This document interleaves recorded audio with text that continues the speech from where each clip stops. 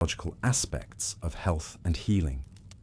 They knew how to maintain morale during long voyages, how to help people cope with the stress of combat, and how to manage the interpersonal conflicts that could tear a crew apart. The technological innovations that emerged from pirate communities were remarkable. Pirates were constantly adapting and improving their equipment to meet the unique challenges of their lifestyle. They modified traditional ship designs, developed new weapons and navigation tools, and created communication systems that allowed coordination across vast distances. Pirate shipbuilders were among the most skilled craftsmen in China. They created vessels that combined the best features of Chinese and foreign designs, resulting in ships that were faster, more maneuverable, and better armed than anything in the Imperial Navy. These innovations often spread to legitimate shipbuilders and influenced the development of Chinese maritime technology. The intelligence networks maintained by pirate communities were absolutely crucial to their survival.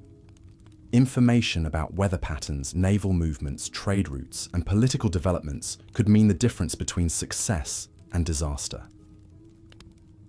Pirates developed sophisticated methods for gathering, analyzing, and sharing intelligence that rivaled anything available to government agencies. Communication between different pirate groups relied on complex systems of signals, codes, and trusted messengers.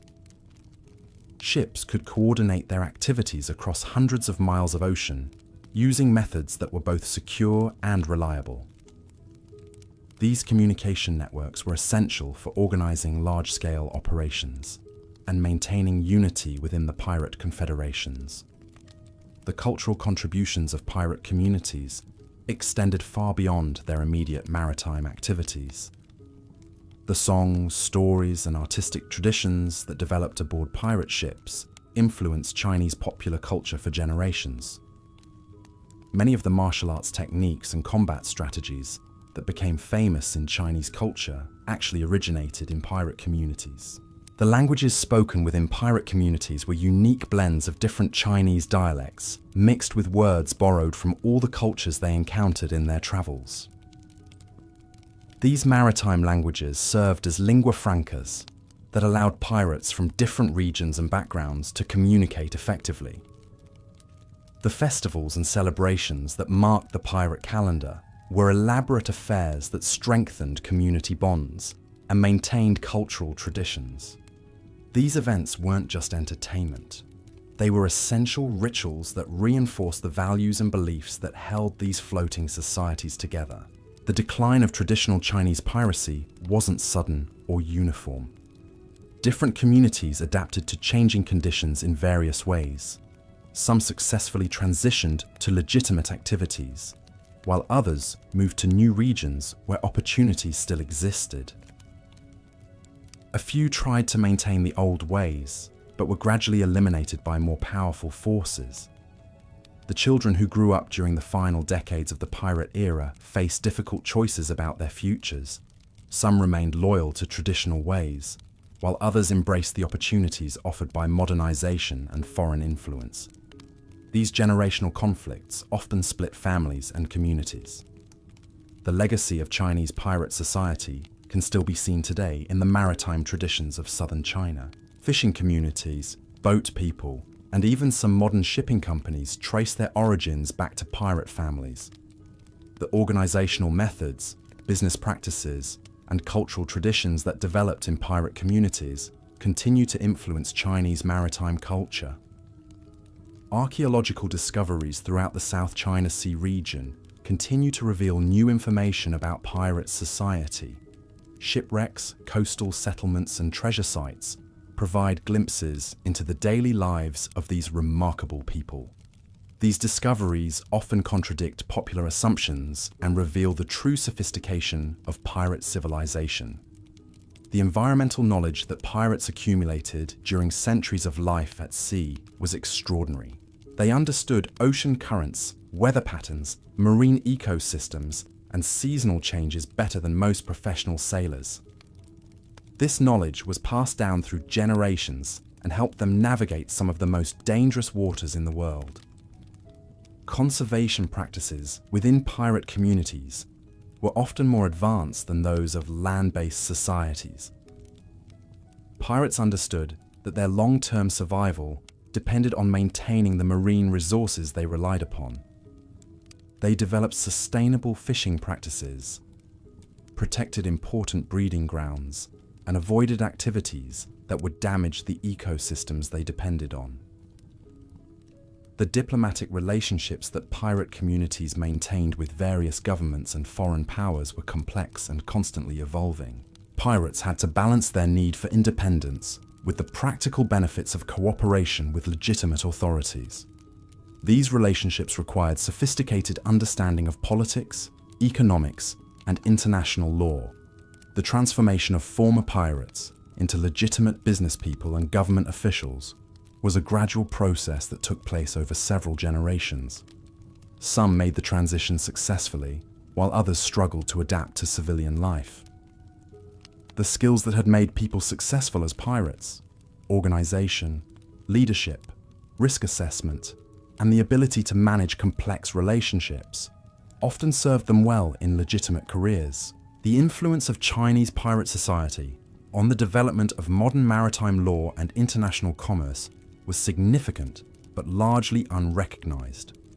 Many of the practices and institutions that we take for granted in today's shipping industry actually have their roots in innovations that originated in pirate communities. The story of Chinese piracy reminds us that some of history's most important developments took place outside the official channels that usually receive historical attention. These floating communities created solutions to complex problems that established governments couldn't solve, and their achievements deserve recognition alongside more conventional historical accomplishments. Understanding the true scope and sophistication of Chinese pirate society changes our perspective on maritime history, Chinese culture, and the development of modern international relations. It shows us that the boundaries between legitimate and illegitimate activities have always been more fluid than we might expect, and that some of our most important institutions have surprisingly unconventional origins. The personal stories of individual pirates reveal the human dimensions of this remarkable civilization. These weren't just faceless criminals or romantic adventurers. They were real people with families, hopes, fears, and dreams, who created meaningful lives for themselves in extraordinary circumstances. The daily routines aboard pirate vessels were carefully structured to maintain order and efficiency in the challenging environment of life at sea. Work schedules, meal times, and rest periods were organized to ensure that essential tasks were completed, while maintaining crew morale and cohesion.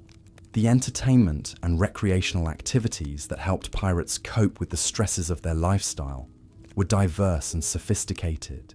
Music, storytelling, games, and athletic competitions weren't just diversions. They were essential elements that maintained the social fabric of these floating communities. The food systems that sustained these massive floating populations were marvels of logistics and innovation. Pirate fleets couldn't simply raid coastal towns for supplies whenever they got hungry.